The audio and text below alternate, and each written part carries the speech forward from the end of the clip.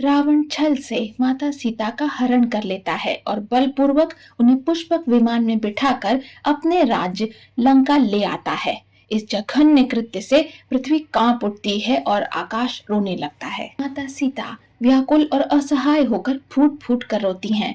वो श्री राम और लक्ष्मण को पुकारती हैं।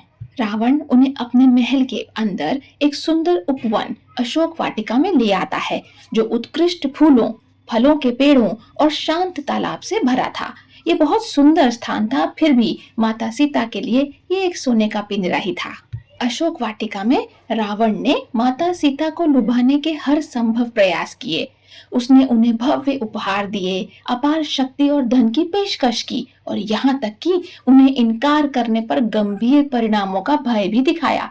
उसने अपनी राक्षसी दासियों को भेजा उन्हें सताने के लिए, लेकिन माता सीता अटल रहीं। उनका हृदय केवल श्री राम को पुकार रहा था। अपने सुंदर परिवेश के बावजूद अशोक वाटिका माता सीता के लिए गहरे दुख का स्थान था।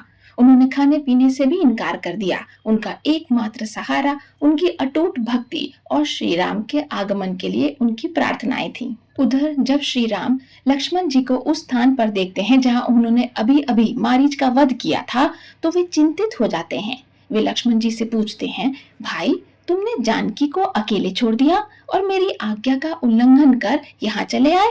छोटे भाई लक्ष्मण जी ने श्री राम के चरण कमलों को पकड़कर कहा, हे नाथ, मेरा कोई भी दोष नहीं है।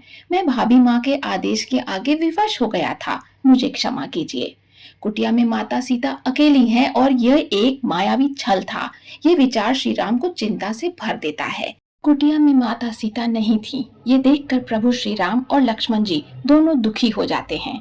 जब बहुत खोजबीन के बाद भी माता सीता का कोई निशान नहीं मिलता, तो श्री राम का धैर्य कमजोर होने लगता है। उनका वियोग इतना गहरा होता है कि वे प्रकृति से ही माता सीता का पता पूछने लगते हैं। वे वन के पेड़ों से, उनके पत्तों से पूछते हैं, हे अशोक, हे पलाश, हे कदम्ब, मेरी सीता कैसी है? क्या वह तुम्हारी छाया में बैठी है? क्या वह इस वन में कहीं भटक रही है? प्रभु श्री राम स्वयं परमात्मा होते हुए भी एक साधारण मनुष्य की तरह अपनी पत्नी के वियोग में तड़पते हैं। उनका ये दुख लोक कल्याण के लिए अपने कर्तव्य की दृढ़ता का भी प्रतीक है।